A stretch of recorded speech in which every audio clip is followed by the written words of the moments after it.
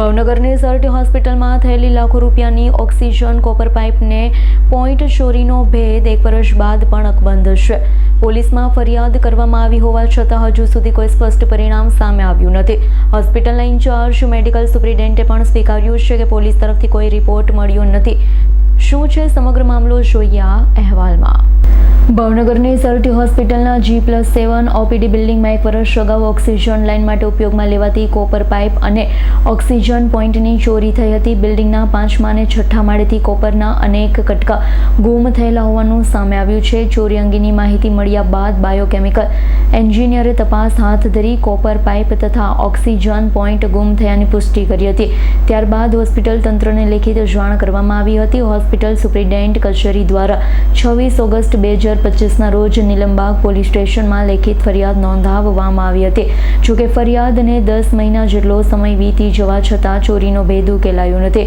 હાલ હોસ્પિટલ તંત્રને પોલીસ તરફથી કોઈ સત્તાવાર રિપોર્ટ પણ મળ્યો નથી. ઇન્ચાર્જ મેડિકલ સુપ્રિન્ટેન્ડન્ટે જણાવ્યું હતું કે હવે ફરીથી પોલીસ સ્ટેશન પાસેથી કેસની સ્થિતિ અંગે અપડેટ મેળવવામાં આવશે. લાખો રૂપિયાની કોપર પાઇપની ચોરીને લઈ અનેક સવાલ ઊભા થયા છે. હોસ્પિટલના કેટલાક કર્મચારીઓમાં આંતરિક વ્યક્તિની સંડોવણી અંગે ચર્ચા ચાલી રહી છે. જો કે આ અંગે કોઈ સત્તાવાર પુષ્ટિ કરવામાં આવી નથી. હવે સૌની નજર નીલમબાગ પોલીસની તપાસ પર છે કે આ ચોરીનો ભેદ ક્યારે ઉકેલાય છે અને જવાબદાર સામે કાર્યવાહી થાય છે. ગયા વર્ષે લગભગ 1 વર્ષ પહેલા બનેલી હતી. હું ઇન્ચાર્જ મેડિકલ સુપ્રિન્ટેન્ડન્ટ તરીકે હાજર થયા પછી મને થોડા દિવસ પછી એની માહિતી મળી કે આવી રીતે G+7 બિલ્ડિંગમાં અમુક 5મા 6ઠ્ઠા માળે અમુક વોર્ડના અમુક વિભાગમાંથી આવી લાઈનો તૂટેલી છે અને ગુમ થયેલી જણાઈ આવે છે. એટલે એના આધારે પછી અમે એ જે માહિતી મળી પછી બાયોમેડિકલ એન્જિનિયરને પૂછાયું ને એમણે માહિતી આપી કે આ જગ્યાએ આવી રીતે લાઈન તૂટેલી અને ગુમ થયેલી જણાય છે. એટલે ચોરી થયેલી શંકાના આધારે પોલીસ ફરિયાદ કરેલી એ વખતે. સર, આ લાઈન કેટલી અસર હશે, કેટલા રૂપિયાની થતી હશે અને પોલીસ ફરિયાદ કેટલા સમય પહેલા થઈને અત્યારે અપડેટ શું છે આમાં? એ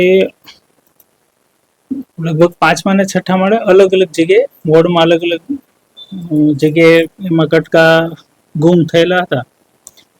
અંદાજે તો હવે એ કિંમત હાલ તો કહી શકાય નહીં, પણ